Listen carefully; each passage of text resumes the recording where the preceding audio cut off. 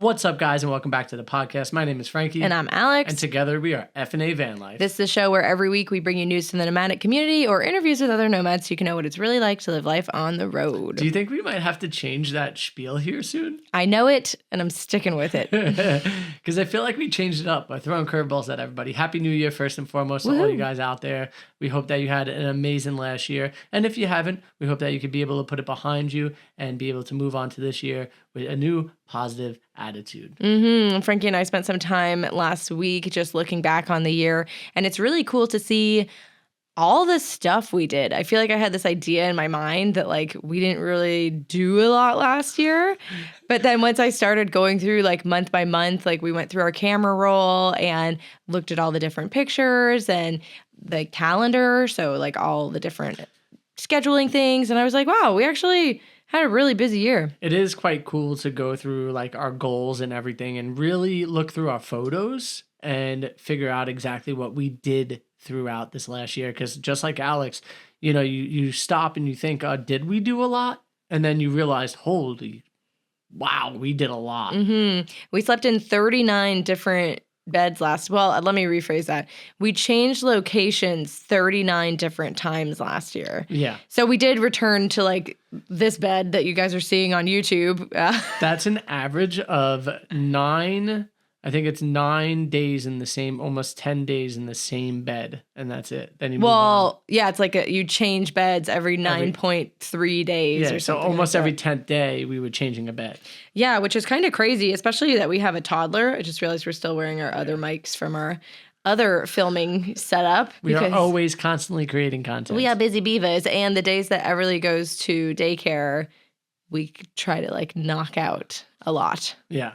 But going back to what we were talking about, like just being all the things that we did this last year, I find incredible because we traveled all over, whether it was the United States or Canada.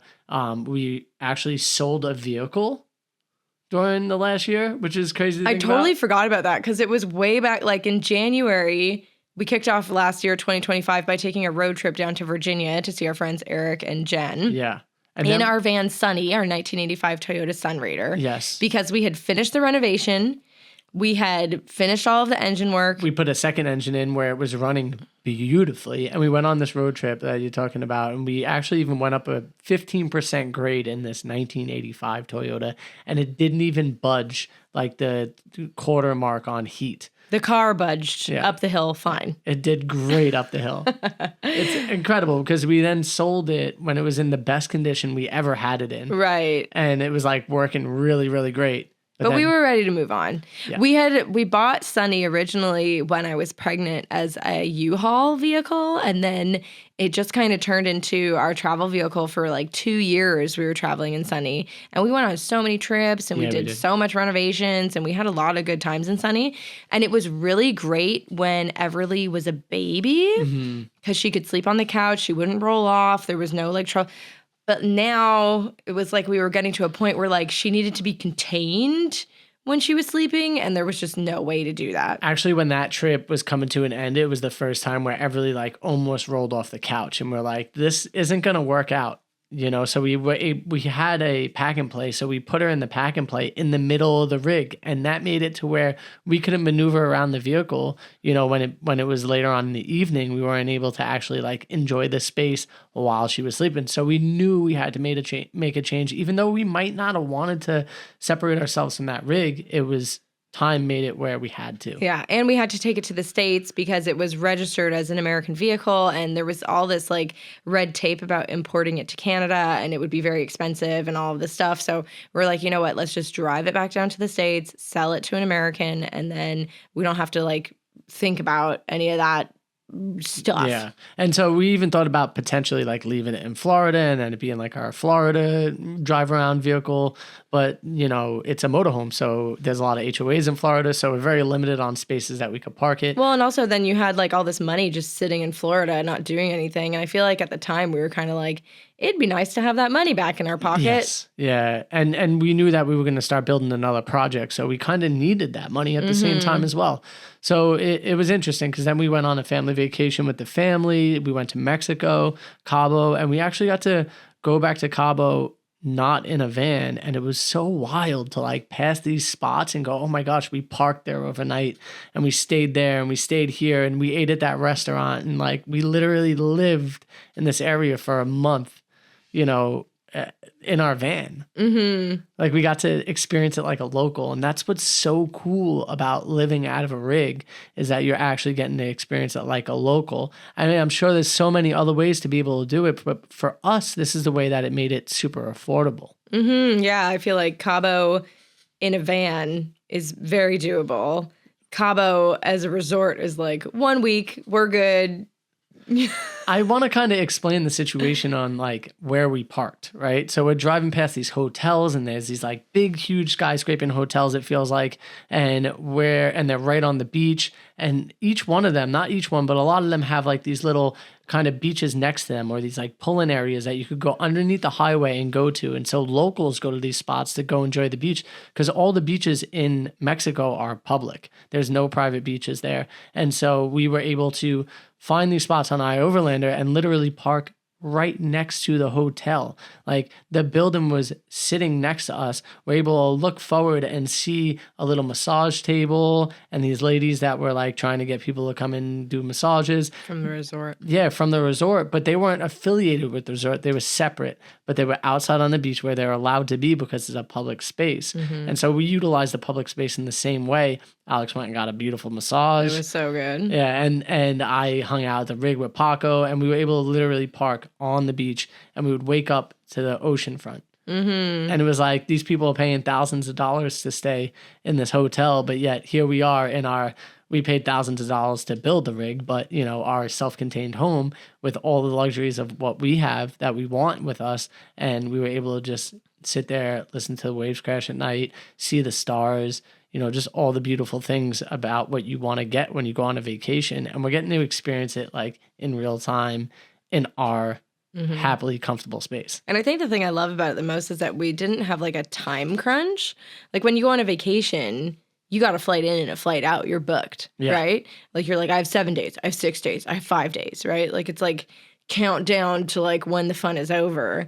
Whereas in a van, you're kind of like, Cabo's great. This is easy. Let's stay here as long as we want. Yeah, the food's delicious. Like, just the people were so kind when we were there. I will say it did get rowdy at night because it is a party spot. It is like a space where tourists go, and even the locals love to party. So it's like you're gonna find a lot of loud spaces when you're there. It's really hard to find. I feel like Mexico spaces in general just had like a vibe. Yeah. Like I felt like there was music everywhere all the time. It felt very like welcoming and just like made you happy. Yes. Like you walk out into the streets and you hear like the music going and you're like, yeah, today's going to be a good day. Yeah.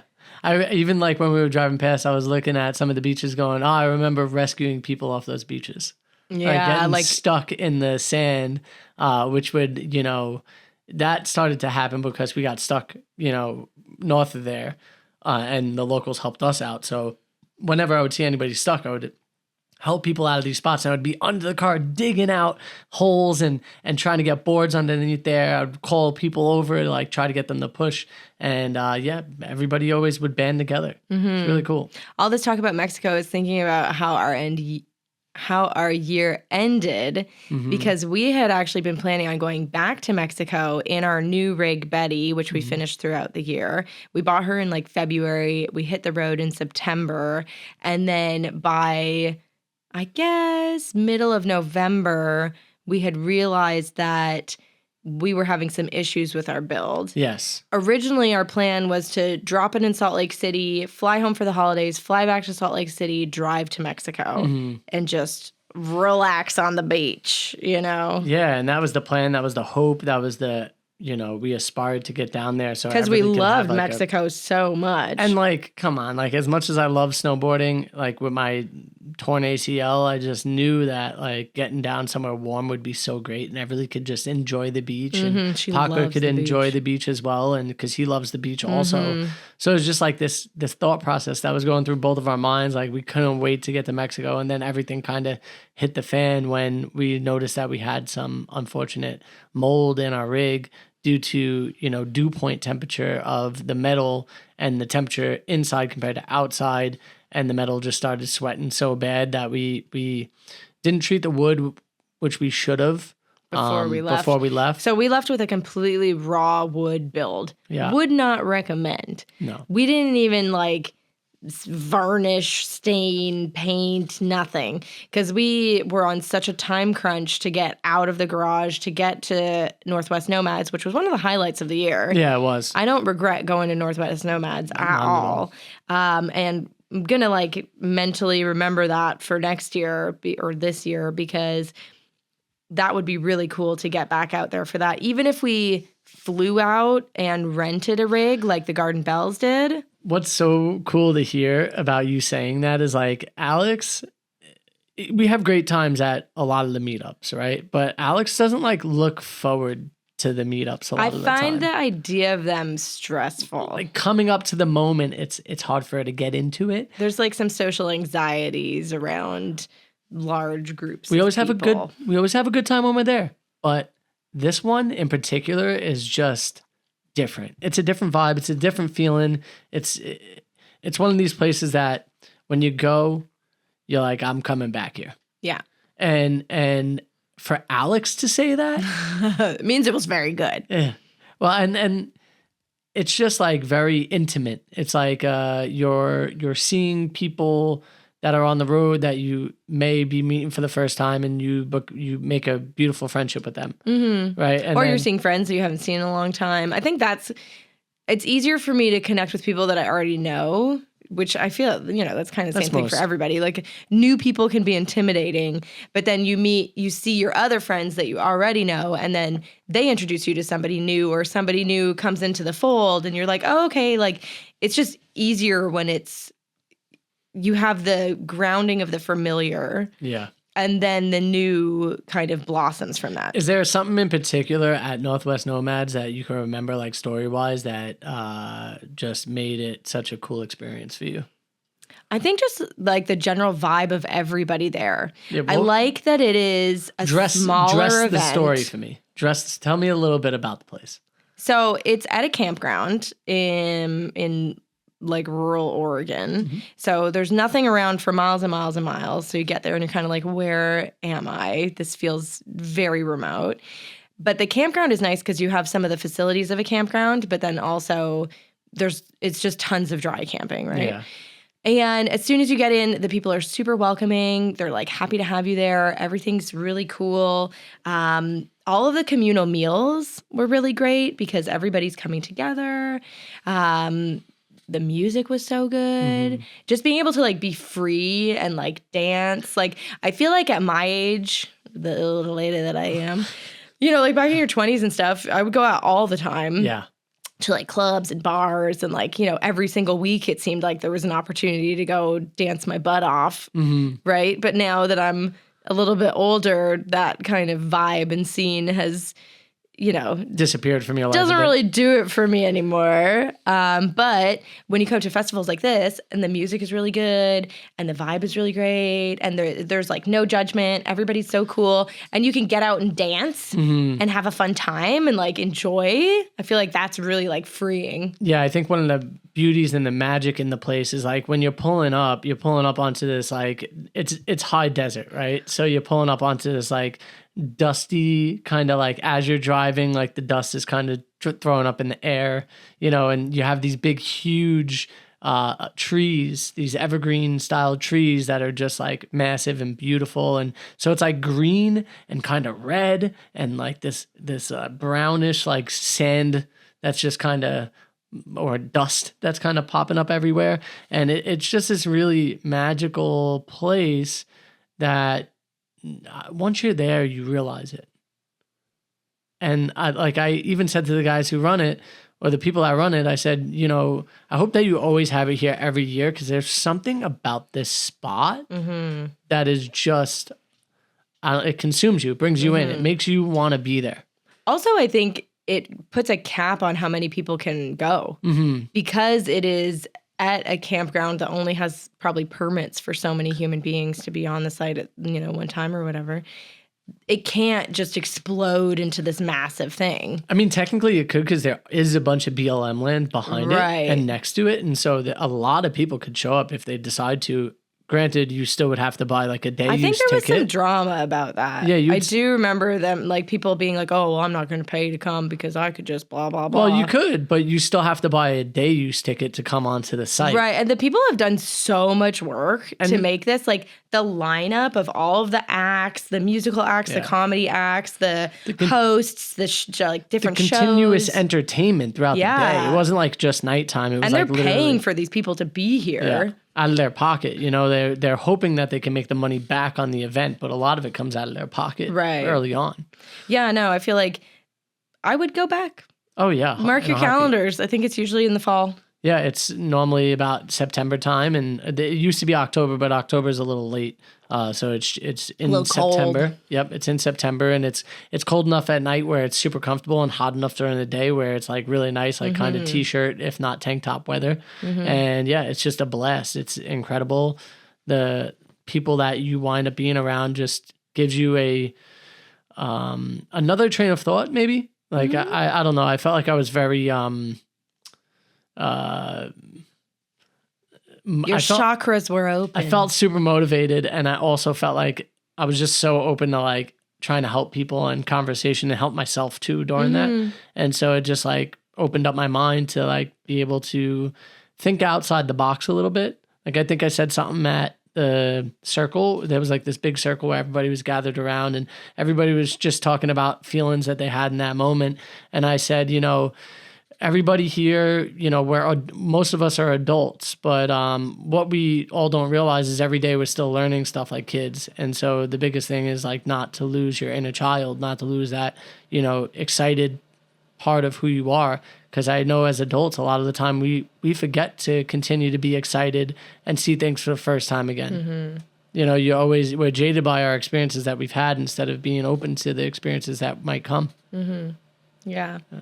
It was great. And then Everly threw a happy in there. It was so cute. Yeah, she had a blast there too. And there was other kids. And so that was really nice, like watching them all roll around in the mud. And then I was like, you know, this like, goes off in your brain like, oh my God, she's so dirty. And like, ugh, like I got to clean my child. But somehow the dirt just like came out, like it disappeared. Yeah, it does. Like she doesn't, like, it's not like I could bath her every night and like whatever, scrub her down. But she was like...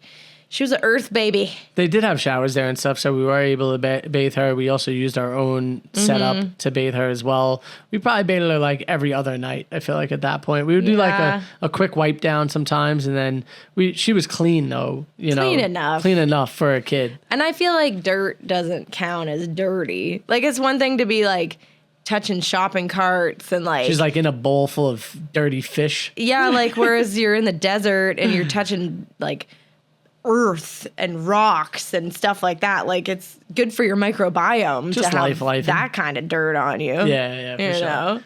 Yeah, it's interesting because like then I think about like the rest of the year, right? One thing that we're super grateful for that we talked about when we were doing those like goals and, you know, the question sheet and looking at our photos, we were really thinking about like all of our friends that kind of went out of their way for us and that we would go out of our way for. And it was really cool to like look back on that as well. We have some really good friendships that we've made through van life and then also before van life and, you know, just life in general. Yeah. But I think what we've learned over the years is that we tend to go out of our way for people often.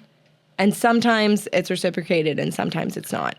And so putting your energy into relationships that are maybe not fruitful, not necessarily that like people need to do things for you or not. I don't mean it like that, but it's like I would give you the shirt off my back and you wouldn't drive an hour this way to come see me. But what we did realize when we were talking about that is that it doesn't matter whether or not they're going to go an hour out of their way, because by us sharing our time, right, other things came into our life and shared time with us. So it's like we might not have picked the perfect situation sometimes, but what we realize is that because we put ourselves out there, things are putting themselves out there to us as well. But so also it's all working out. I mean, I'm not mad about our lives at all, but like intentionally giving your time to people who respect and return that joy to you. Yes. is, I think, the most important thing. Yeah. Because we have limited time, and especially now that Everly is in our lives, our time has been crunched even further. Mm-hmm. So it's like, who are the people that we actually want to live our lives with? Yeah. Because I think in doing all of this exercises, a lot of my highs for the year were the time that we spent with the people that we really care about. Yeah, for sure. I mean, I definitely agree with you. I'm just saying that, like, what we talked about a little bit previously was the fact that, like, some people still bring those joys to our life, but they might not go out of the way for us. But spending time with them still matters. Does that make sense? Yeah, but I can't think of anybody specifically that you're thinking about. Yeah, well, I mean it in just like a overarching, like, because this year there may be somebody that we go out of our way for that can't go out of their way for us. Sure. Do you get what I'm saying? And then I'm not saying that we should just stop being generous to people. For sure. I'm just saying we should be intentional about the people, or intentionally making plans to see the people that we care about. Bingo. Because if you don't make plans, then nothing happens. Yeah. And especially, I find a lot of people are like, oh, well, I'm free 7 Tuesdays from next week. And you're like, what? Like, okay. Whereas I guess Frank and I live a much more like fluid life where it's kind of like, we don't really know what next month looks like, so we don't necessarily have a plan. So it's kind of like, oh, you want to meet up with this weekend? And they're like, oh, well, no, this weekend's been booked since last June. And you're like, oh, shit. Yeah, I think that we also come up with like a general idea of what we might want for like the year or the next couple months. And then we try to, make those things work or make those things happen for ourselves. And so we might have like, okay, well, in March, we don't know exactly what's going to happen, but we perceive that we're going to potentially be in this spot. And so if we're going to be in that spot, let's try to organize our lives and visiting people around that area potentially. And so we try to organize things like that. And that doesn't mean that we're going to actually be there. Most of the time we are. But it doesn't mean that that's going to be exactly what happens. It just means like this is what we're striving to get to.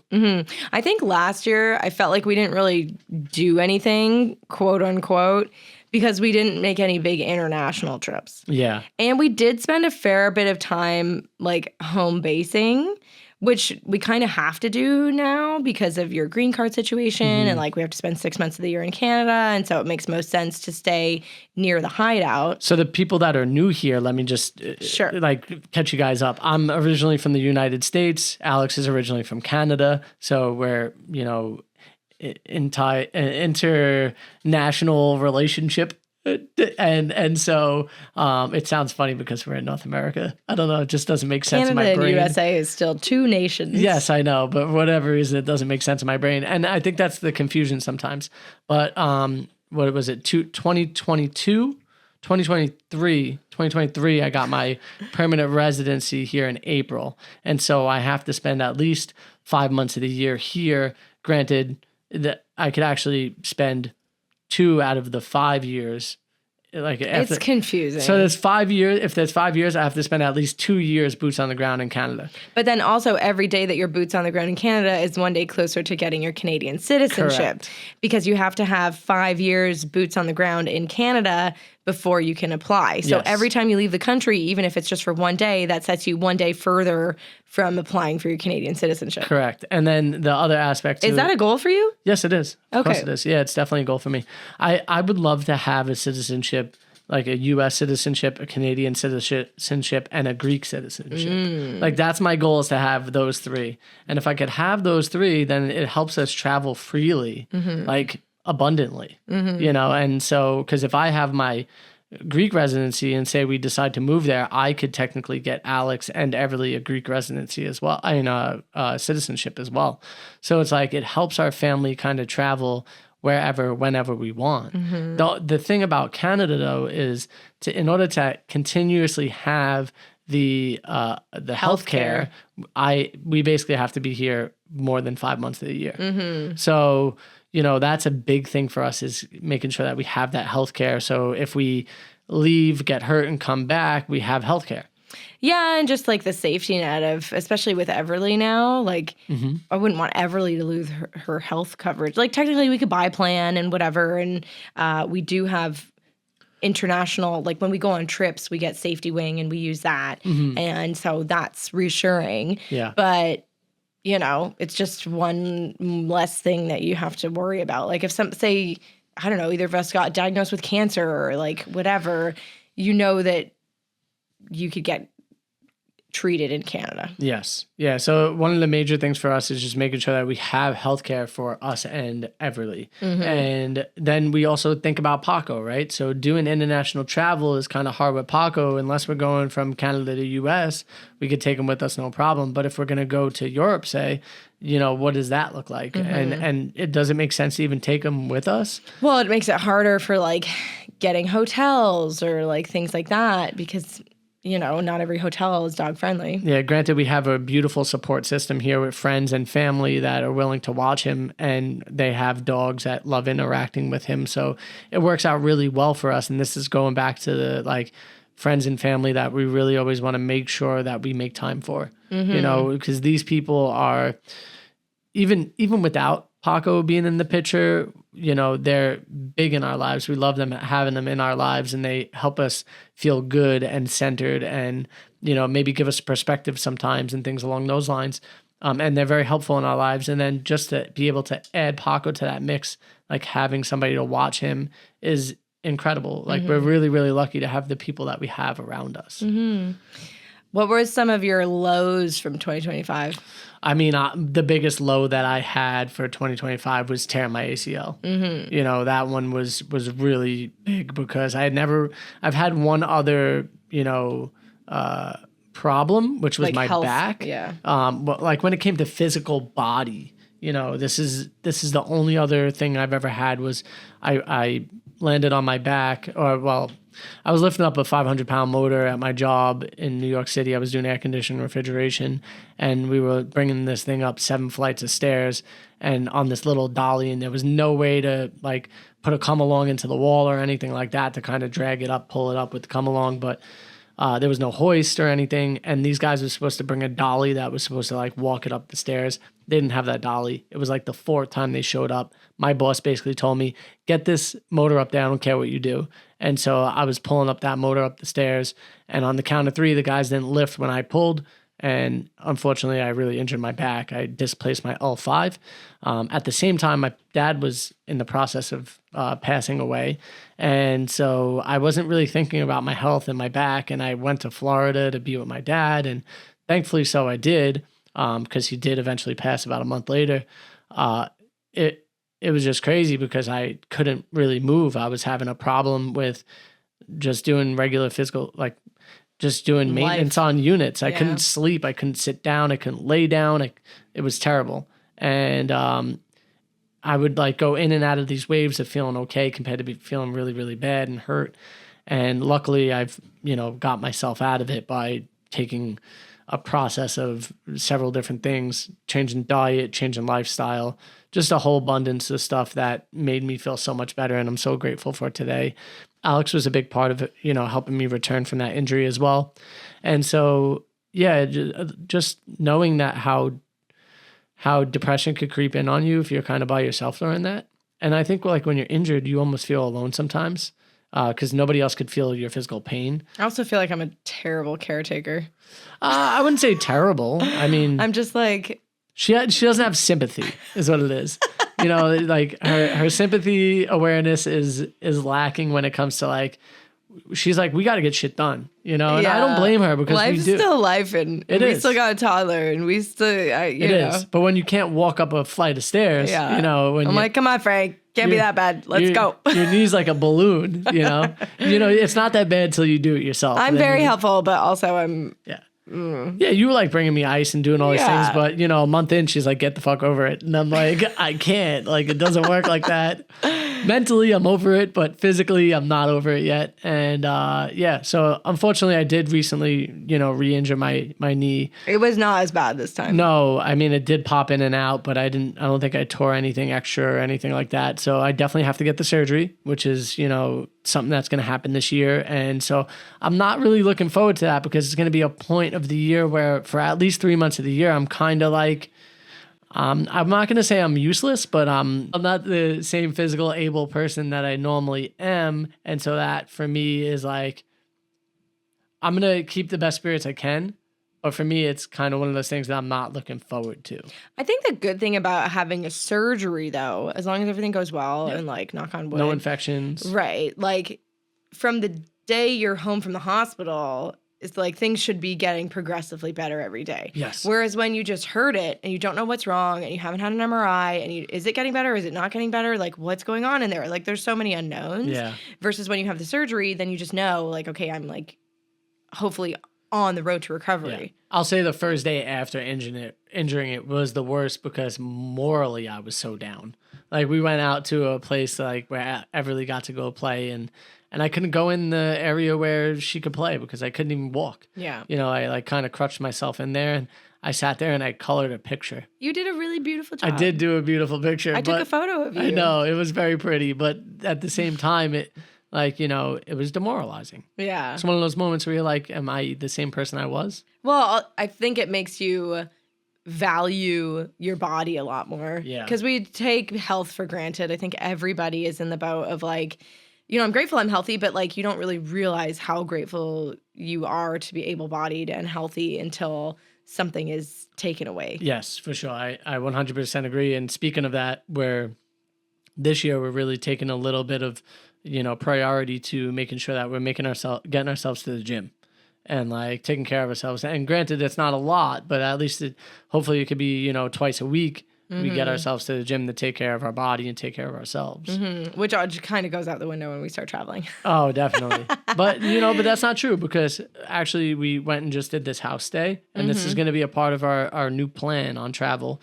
We just did a homestay and we stayed at this person's house and they literally had a full gym. Did you use it? We did once. For like 30 seconds. Yeah, it's true. I mean, I did think about using it quite a bit. I thought about using it a lot. Thinking about going to the gym is basically the same as going to the gym 2026 goals. I guess what I'm trying to say is that like there will be opportunities to use the gym. We just have to do them. Like we can't be like, oh, maybe I'll do that tomorrow. It's like once you have the thought in your head, just go do it. Yeah. Like I think that's one of the things that I'm trying to do in general. It's even like a piece of clothing's on the floor. It's like sometimes I would walk by it. It's like, no, it's there. I see it. Pick it up. Put it in the laundry. You know, it's just something simple.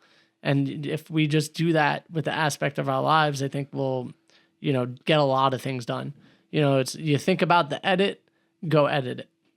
You know, especially if you have the computer available and the stuff available, it's like just go do it. If you're thinking about the shot and you want to get the shot for the video, just get the shot. You know, and that's it. That's kind of like where my mind is right now. I've even been thinking like a lot lately about how we've been filming, how we've been storytelling, and and it's like, we got to talk more about our feelings because we're having feelings in these moments and we need to like be present, you know, and tell those feelings on camera instead of shutting off the camera, then talking about those feelings sometimes. So just some of the things like that I think are really important. Do you want to talk a little bit about the homestays? Sure, yeah. You're not going to ask me about my year? Oh, how was your year? Sorry. Do you remember the question? The question was, what was one of your lows this year? Yeah. For me, thanks for asking, Frank. No problem. Sorry, I went off on another subject because my mind was thinking about it. I'm so sorry. I apologize. Please proceed. So my low point for me was my mom was really sick and she was in the hospital for a time. And we were here. We had been like doing the build and working on the hideout and taking care of Everly full time because we hadn't figured out any childcare yet. And you had kind of recently injured your knee. Yeah. So you were still recovering from that. And then my mom went into the hospital and was there for a couple of weeks. Yeah. And so for me, that was super hard because Frank's kind of down for the count, full-time caregiving. My dad was not in a good mood. My mom is in the hospital, going back and forth to the hospital all the time, trying to keep up on the vlogs and the edits and the work and the whatever and the income. Yeah. Then, like, trying to full-time caregive and, like, it was just, I felt like from the moment I woke up in the morning to the moment I put my head down on the pillow, I didn't have like 1 second for me or to like slow down or to stop, whether it be like just okay, I have to unload the dishwasher, and then I have to make the lunch, and then I have to do the thing, and then I got to drive here, and then I got to pick up like, it was just the whole day was like boom, boom, boom, boom, boom, boom, boom for like a while. And I was just like, oh, this sucks. And I definitely noticed it. I noticed it on Alex, and once I was able enough to be able to help her, I definitely did. But it took like a month or so before I was able to like really get in there and help you. And I was able to sympathize with her because, I have dealt with health issues in family and, with my dad passing and stuff. And like, I was going through the thoughts as well of like, oh man, they're getting a little bit older and, well, you're that's thinking scary about all these too. things and, we love them and we care about them very, very much. And we don't want to see them go through health issues, And so, but like seeing you go through it, I could sympathize for you. And I feel like I tried to do my best to try to be there for you and listen to you and help you out with Everly, but I know that you definitely felt alone in that moment. And I apologize that you did. Yeah, I mean, it's not for you to apologize or anything, but it's just that was definitely my hardest part of the year.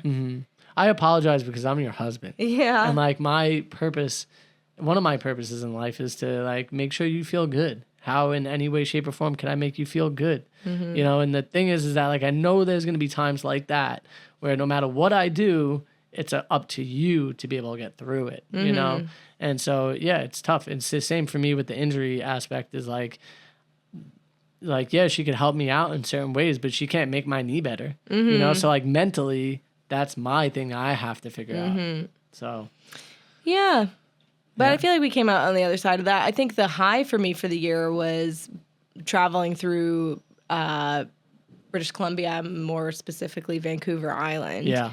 Because we had the build, everything was going great. We were finally on the road again, traveling. Northwest Nomads had been great. And then now we're like exploring a new place and like going to new places every day. And I think for us, when we're on the road is kind of when life feels easiest and like most seamless. Yeah. Or at least like most entertaining, most fun, most just all the different things. And not to say that there aren't like hard parts of that or like nights where Everly wouldn't sleep or like tricky camp spots or bad roads or, it's not like 100% great. It could definitely get exhausting. Yeah. Sure. And we had a lot of rain. And so there was like many days where it was just kind of like, get out for 10 minutes because the rain stopped and now we're back in the house for the whole rest of the afternoon, Yeah. But yeah, I really, really, really enjoyed being out in Betty, being on the road. It kind of like reinvigorated my spirit, I feel like, because we had a hard summer and, the push to finish the build was really hard too. Like when that final like month of working on the van build was another like go, wake up, work all day, go to bed, wake up, work all day, go to bed. Like trying to finish the build was very difficult. At that point, we did start to figure out a little bit of childcare for Everly, so that was helpful because she can't be on a build site. Yeah, that's true. Like it was just too hard. So, so actually being able to like take a breath and like get back on the road and start traveling. A lot of the point. A lot of the hardness of getting to the road disappeared. Yeah, I would say that's one of my huge highlights too, is just like finishing a build and getting back on the road. Like all this hard work paid off. I have this like beautiful new trailer build that we finished and it looks great. And you get this huge you get this huge accomplishment feeling like, you've just done something amazing. And not only that, but like I look back and I'm thinking about it and, in April when we sold Sunny, I had that sense of accomplishment again, right? Or before we were finished. And all of a sudden I'm holding, $23,000 in cash in my hand, ready to bring it to the bank. And that's such a wild feeling. Like all this stuff you've done to this thing has paid off, has worked. And now next thing you know, you're, reaping the benefit of this said adventure that you just went on over the last 2 years, and so the same thing will most likely happen down the road with the trailer as well. Obviously, we'll make everything right, do everything to fix it, make all the things, desirable again for ourselves, traveling it ourselves for a while, then either potentially sell it or keep it. Who knows? It depends on where we feel like we are in life and where we feel like things are going. Okay, so let's look ahead to 2026. to kind of bring people up to date and like what's going on and all the different rigs and everything that we have, because I feel like that could be confusing sometimes. Yes, yeah. So we've been talking about Betty, so let's keep talking about Betty. Okay. What is the goal for Betty, our 16-foot travel trailer that attaches to the truck that's like our adventure rig? Yeah, so I think you just said it. It's our adventure rig. It's a rig that we want to like tow behind and go to, you know, some local stuff here, maybe do an East Coast trip in Canada during like either spring, fall, or summer, one of those points. Exactly when, I don't know. But another thing we want to do with it is potentially rent it out in the area that we live in and bring it to the provincial parks and allow people to rent it and stay out of it and have the, you know, the ability to have air conditioning and heating and be comfortable in their space while they're enjoying a provincial park that's in our area. And I think that's really exciting and different and something that will probably need to be like a little bit stationary here during that time. So yeah, I think that's one really cool, exciting thing we could do. Maybe we train somebody in, you know, cleaning it up, fixing it up, and then being able to tow it to and from a spot. I might actually have a friend that might be really interested in doing something like that, and Nate, you know. And so, yeah, I think that it's a great idea and opportunity for us to be able to, you know, create an income source. And then, you know, maybe if that works out really well, maybe we'll build a couple of them and then have Long-term like a little planning. business, you know? Yeah, so I think we need to renovate, make it all good, make it look nice, finish it, paint the walls. Yep. And then hopefully we can rent it out over the summer and see how that goes. Because really camping season in Ontario is pretty short. It's from like... it's as short as that trailer. It's like May 2-4. 16 weeks. Yeah, May 2-4, which is like Memorial Day in the States. Or they're like near each other. So like the May long weekend to the September long weekend is basically camping season. Technically it's spring to fall.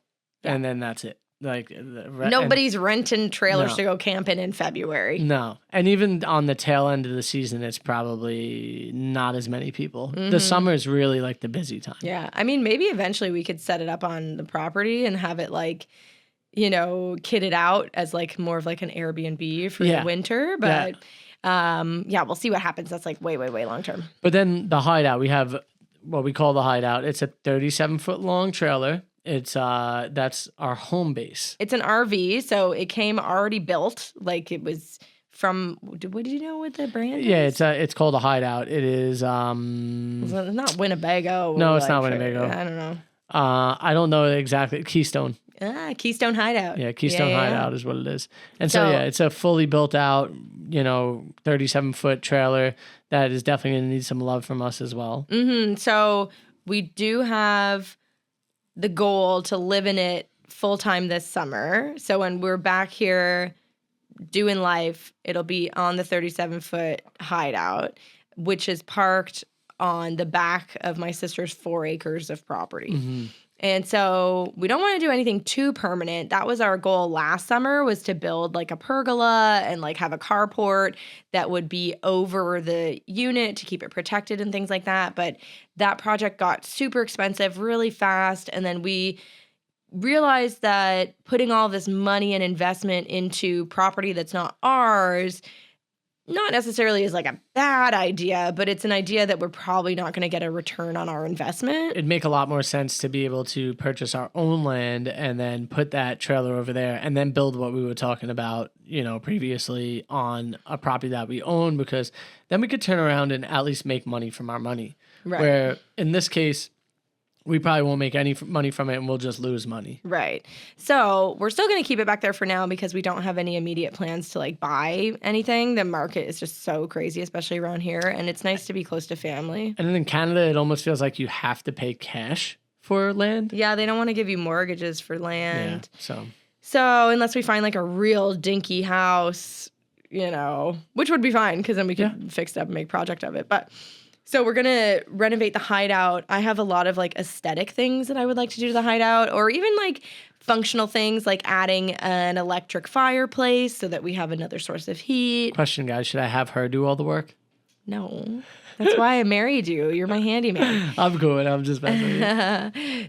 So we want to move back into the hideout and then do a bunch of projects over there and then get it like winterized. So like skirt the whole thing and like do some like wind barriers maybe to like help protect it. Yeah, so that's kind of our plan for that. Actually, I was thinking the other day, we were both thinking the other day that we could just put a couple of poles in the ground, and then pull like a black mesh, like not a sail, but like a cover of some sort. So that way in the summertime, it doesn't get just wrecked with diffuse some of the light. Hot, heat, the radiant heat that hits it from the sun. That would help it, potentially cool a lot easier. We definitely want to add a lot of solar and maybe even some wind power back there because we get a ton of wind in the area that we're in. So if we could generate enough electricity where we don't have to get any electricity from the grid, or from a generator that's like gas powered. Yeah. We know that we would have to run a generator in the winter time if we're going to stay out there because we just don't get enough sun. But if we have a bunch of wind farms. If we have a bunch of winds, we can do it, baby. See, like there's a will, there's a way, we know that we have the opportunity to be able to do this. So it's just being able to like spend the time, figuring it all out, getting the equipment for it, and then making it happen. So, like, I guess my biggest question is with the wind is, can I just use a regular MPPT controller, or I gotta figure out all the ingenuity of it. Yeah, I mean, we haven't really worked with wind before, so that would be something new. Yeah, but basically, it's January. We have a family trip to the Dominican Republic. Yep. We just got back from our first house sit. We've applied to a bunch of house sits in Portugal.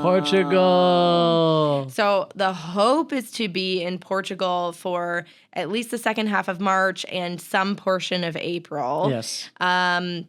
We have some friends there that we'd like to visit. And potentially maybe we'll visit some other countries while we're there. Well, maybe. It depends on how long we're going to be there for. We have some friends who are kind of nearby and the next country over. Yeah. So, and this will also, we just started a series where we're going to be trying to get to 10 different countries over the next 3 years. So basically before Everly's 5 years old, we want to be able to visit at least 10 countries with her. Yeah. And which I think is pretty incredible. It feels like a lot, but I don't think it's as much as you guys think. Because if you go to Europe, you could hit 10 countries, no problem. If you have the time. But right now, we don't have the time. Yes. So basically, we got to get over there, have some fun, do Portugal. Then we got to come back and get Frank's knee surgery. Yes, ma'am. So we have this like limited window where like I want to get out and do something before I have to go back into caregiver mode and take care of Frank while he's recovering from his knee surgery. Hey, just like you said earlier, that's why I married you. You're a handyman. You're my caregiver, babe. I love you. Congratulations. Yay. This is what you signed up for. Yeah, but so basically before we're kind of like stationary for a little while, we want to get out and do something that's different. And I think what we've kind of realized is that over the last 6 years of traveling in North and Central America, we've seen I would love to go back to some places in Central America, but like I don't necessarily have any strong need to like be traveling in the United States or to do like a cross-country Canada road trip. Like I want to go to places and explore and experience cultures that we haven't yet. Yeah, I feel like the United States for us is a very easy trip. Yeah. And same for Canada. It's a very easy trip because we live here. We live on this continent. We know the language. Yeah. We know what the stores are. We know, if you need something, you go to this store, and it's pretty homogenous across the country. And we've already done Central America too. So it's kind of like, all right, we understand that. We know that it's like one language across the whole trip. And it's a really big drive. It's a very big drive. Like to do that giant drive with Everly, I think would take forever. Well, because you can only drive so many hours a day, and like it would just be really hard to do like a really big long road trip like that with a 2-year-old. It doesn't mean that it's not out of the question, but honestly, right now it's actually cheaper and easier for us to fly to Europe than it is to go fly to like say El Salvador or Panama, which is kind of interesting. I don't know if it's time of year, it's their busy season, I don't know, but it is less expensive for us to go to Portugal right now. Yeah, so hopefully we're going to be booking our flights here soon. And then it'll be cool because we get to explore somewhere new. Hopefully this house sitting stuff works out and we could do a couple of house sits. And then... And we plan on meeting up with some friends too as well while we're out there that you guys may know from the internet as well. Don't say it yet. I'm not going to say their names. And then maybe we could rent a van for a portion of it and do that. You know, there's a lot of like, it'll be a really fun maybe 6 weeks in Portugal and maybe Spain. And since it's our first experience there, it's going to be like really, we're going to be like children again. Yeah. Our minds are going to be blown. I'm excited to eat. I just want to eat all the food. And I just want to see all the places and go up in the mountains and all that stuff. So food and experiences are going to make this next year really wonderful. So then we'll get back and then hopefully have the knee surgery, be recovering from the knee surgery, then be able to move into the hideout. I think the hideout's got to happen before Betty happens. Yeah. So move into the hideout, figure out Betty, do all that kind of stuff. Be here for the summer when it's really nice and beautiful to be here. As you're talking, it like makes it feel like it's so many different things. But then when I look back at last year on how much we accomplished. Oh, it's all doable. It's all doable. Like kind of no problem. Yeah. I mean, obviously there'll be phases to it. So maybe not everything gets done this year, but things will be further along. And if we do get it all done this next year, that's incredible. But yeah, it makes me realize that like, I don't need to be overwhelmed by it because it's like one day at a time, one thing at a time, and we'll get there. And then I don't really know what the last quarter of the year will hold. I think it'll kind of depend on how the summer goes and then like how we're feeling. And yeah, I know that we were talking about, well, I was talking about at least, I want to kind of have my cousin kind of host Christmas. And I don't know what that looks like yet. I know that she's on board for it, but I don't know about the rest of the family. How that would be in New feel. York. So yeah, we might do Christmas in New York, which will be cool. Maybe we'll go see the tree. Maybe we'll fly out for Northwest Nomads in September. We could always go rent a rig like how... Yeah, maybe our rig rentals over the summer make enough money that we can afford to rent a rig to Northwest Nomads. Bam! I think you hit it on the head. And then we could visit some friends out there and make our way back this way and start all over again next year. Yeah. You know? Well, I don't want to like plan the year away. Well, it's not planned yet, but we have ideas of things that we want to do. Yeah. These are our goals. I think the thing too is that we're realizing that a year is a really long time. Like I feel like, you know, everyone's like, oh, it happens in a blink and like, oh my God, I can't believe I released 2 already. And like, I feel that. But I also like looking back when I was like January last year, that was only a year ago? Yeah. Like, that could have been like 4 years ago. My gosh. I think if you're doing a lot of stuff and you're looking back on it, when you get to the end of the year, you're going to realize, damn, that year was actually much longer than what it might feel like in this moment. Packed in a lot. Yeah. Packed in a lot. Yeah. I'm excited for another international trip, though, because our trip to the UK was so special. It was very special. And it was really nice, and we just had such a good time. And I'm not going to say we're going to compare this to the UK, but we know that when we travel internationally, even when we went through Central America and Mexico, that was super special to us too. And so for us, whenever we travel outside of our comfort zone, that's when all the special things happen. So I'm excited to do it all with you this year. Likewise, babe. And to bring you guys along for the adventure because, you know, that's the whole point, and making it FnA, and hopefully we get some van trips and cool like things. And I'm just thinking I've got to message some friends of ours and see where they're going to be. And like, I think it's going to be a really good year. Yeah, you guys rock. You're amazing. Thank you so much for all the support that you guys have given to us. If you do want to support us directly, you can go over to our Patreon, and you could go over to our YouTube channel, sign up for a subscription. There's so many different ways to support us. You could just go to FnAvanlife.com and you can find all of our links, and you could be inspired, hopefully by us, to maybe step outside your comfort zone and do something different for yourself. And if you have a house you'd like us to watch in Portugal or Spain in March or April of this year, please let us know. Or anywhere else in the world, guys. Just, you could shoot us FnAvanlife@gmail.com, shoot us an email, and maybe we could work something out where we could come and watch your place. Yeah, who knows? Pretty cool. It's nice that I feel like the beginning of the year, the options are endless. Yeah. You know what I mean? Like it's a blank slate, so you can write your story whatever you want it to be. Yeah, so get out there, write your story, and we hope you have an FnA day.